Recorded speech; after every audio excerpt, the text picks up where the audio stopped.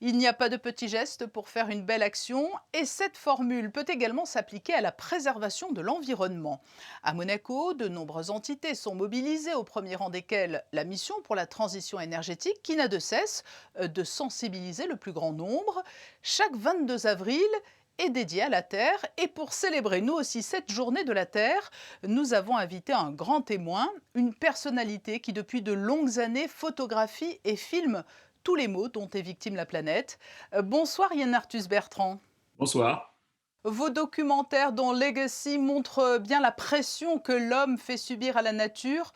Mieux que personne, vous avez pu constater les dégâts et les maux dont souffre la planète. Aujourd'hui, qu'est-ce qui est le plus inquiétant? Moi, depuis que j'ai 20 ans, je m'intéresse à la nature et l'environnement. Vous imaginez, quand j'avais 20 ans ou quand j'avais 30 ans, je suis parti étudier les lions au Kenya, où en fin de compte, à cette époque-là, on parlait de déforestation, on parlait de sauver les rhinocéros, les éléphants. Jamais j'aurais pensé, dans ma vie d'homme, pouvoir parler un jour de la sixième extinction, c'est-à-dire de la sixième extinction, ça veut dire quoi? Sixième extinction, on parle tout simplement de la mort de mes arrière-petits-enfants, ou même de mes petits-enfants quand ils seront âgés. Donc, véritablement aujourd'hui, dans un moment extrêmement critique dans l'histoire de l'humanité, et on est complètement incohérent. C'est-à-dire qu'on est dans une. La conscience est là, on sait ce qu'on doit faire, mais on fait le contraire de ce qu'on devrait faire. Par exemple, quand je fais mon film Home, on consommait 90 millions de barils de pétrole par jour. Aujourd'hui, on en consomme 100 millions. C'est-à-dire que toutes les énergies renouvelables qu'on a fait dans le monde ne sont pas soustraites aux énergies fossiles, elles s'y sont additionnées. Et aujourd'hui, quand vous entendez des scientifiques qui vous disent que le climat qu'on a eu pendant ces 20 000 dernières années sur laquelle s'est fondée notre civilisation est parti à jamais, hein, que le climat actuel, le climat qu'on a est parti à jamais, c'est quand même assez inquiétant, même plus qu'inquiétant. Et en même temps, la solution, elle est assez simple. Il suffirait simplement qu'on réduise chaque année 5% de consommation d'énergie fossile pour peut-être arriver en 2050 à pas une température de plus de 1,5 degré ou 2 degrés à la fin du siècle. Dans Legacy, je vous conseille de regarder, c'est d'ailleurs en replay, c'est gratuit sur M6, donc c'est facile de regarder.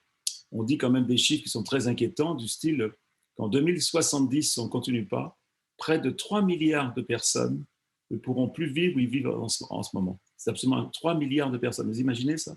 À cause de la chaleur. Aujourd'hui, vos préconisations, elles concernent tout le monde, hein, du dirigeant Et au plus anonyme.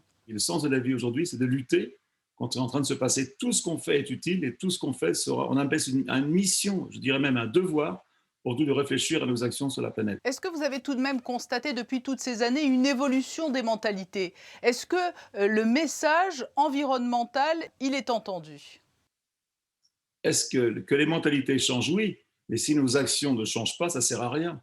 La prise de conscience est là, mais on n'est absolument pas dans l'action. On est quand même aujourd'hui, vous savez, aujourd'hui, on devrait tous arrêter de manger de la viande industrielle. Ça me semble tellement évident. On devrait tous arrêter de prendre l'avion comme on le prenait avant. Et une réflexion, c'est des exemples que je donne comme ça en général.